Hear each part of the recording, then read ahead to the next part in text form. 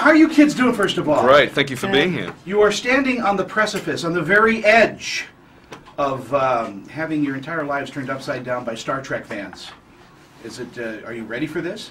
Oh gosh, it would be scary if I thought about it only from that place, but I have to. My sanity requires me to think about that. That just working with JJ and being able to be a part of the Star Trek family, because I wasn't knowledgeable about the series before, just makes me feel completely excited. Wow.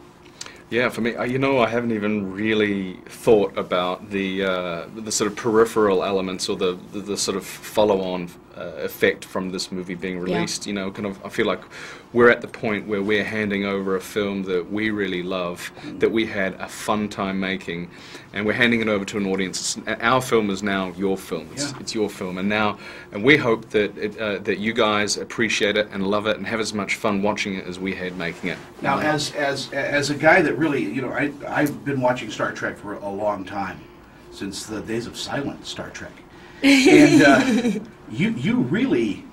you really did a great job. You captured the essence of DeForest Kelley, and yet you made this part your own. Mm-hmm. And I was really very impressed with that. Thank you very much. I appreciate that. That was the trick, was to try to sort of identify the very sort of essence and spirit of what the wonderful Mr. Kelley had done so well for 40 years, and you know, come up with what a younger version of that character would be like. And as a long-term fan, I wanted to see some semblance of continuity, and it was very tricky because it's a fine line. You don't want to imitate or mimic, because then you end up with a carbon copy or a caricature, and thankfully none of the cast members fell into that trap. And the same for you. I mean, Nichelle, who was really an intergalactic, you know, kind of operator, you know, in the '60s, you really kicked this part up, and the writing. Intergalactic operator. That's, I that's like good. It. I thought she was just a xenolinguistics expert, but But I mean, you really took that role, and of course the writing was spotless too.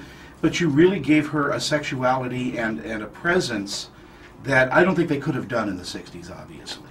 Well, I certainly think that just by them establishing the concrete, they were trying and they were aiming for something to evolve, you know, in the future.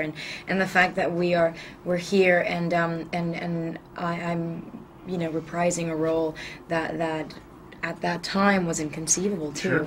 For it to have been a woman in a sea of men and to command so much authority and not have to compromise herself physically and downplay her beauty was astonishing at that time. Yeah. And it makes it feel all the more special that I'm a part of that. And the good thing, I guess, for me, when it came to Bones and Captain Kirk and Spock, they had more. There was more of a trace that I feel like Chris and Karl and Zach were able to sort of lean on if they wanted to with the series. But for the rest of the other characters, it was very good that it, you know, I didn't have that much of her background from the original series, so I knew that watching the show would have been just a bit unnecessary for my character. It was more what JJ wanted her to do, and also considering Nichelle's approach to her Uhura, which was just a woman that was just strong and commanding, and you go, well, I need to start somewhere in order to end up there, and that gave me a lot of leeway. Thank you both, and what an incredible movie. You guys, wonderful. Thank you. God bless you. I both. appreciate it.